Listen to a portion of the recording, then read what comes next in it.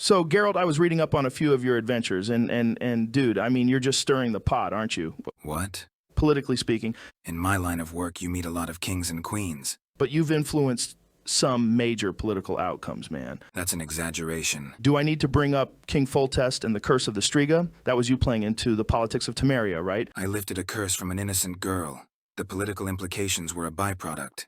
I mean, you could have just walked away from the whole thing. It's my job to do monster shit, dude. Okay, sure, but what about the work you did for Nilfgaard? That was... Because my daughter's life was at stake. I mean, if we want to get technical, she's your adopted daughter. What difference does it make? You just so happened to adopt the heir to the Nilfgaardian throne. It was the law of surprise, not my fault. But you invoked the law of surprise. I mean, that's kind of a fucked up thing to do. Because the guy I saved had nothing to give me in return for saving his life. It was a surprise.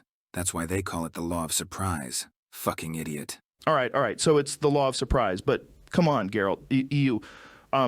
You have to admit it's a little convenient, isn't it? I mean, it sounds like something straight out of a fairy tale. Convenient? What's convenient about the fates tying your destiny to a child in a world like mine?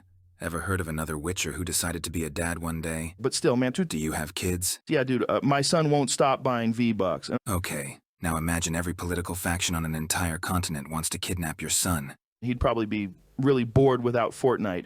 And there's a faction of dimension-traveling elves who want to kidnap him too. Like DMT elves. Something tells me I'm wasting my time on the comparison. Look, at the end of the day, I try to solve problems, not create them. It's people and their lives, not pieces in a chess game. You say you're not playing the game, but whether you like it or not, you're in it. Like with the Lodge of Sorceresses, the whole Wild Hunt deal. You're in the middle of everything. It's like Being in the middle of something doesn't mean I'm the one stirring the pot. I've had my share of being used and manipulated for the gain of others. Can you give me an example? Sure, there's this sorceress, Yennefer. We have a complicated history, to put it lightly. But when we were looking for Ciri, she used her political connections, her magic, and even me to try to locate Ciri. Sounds like she was just trying to help. Well, yeah, but she has her own way of doing things.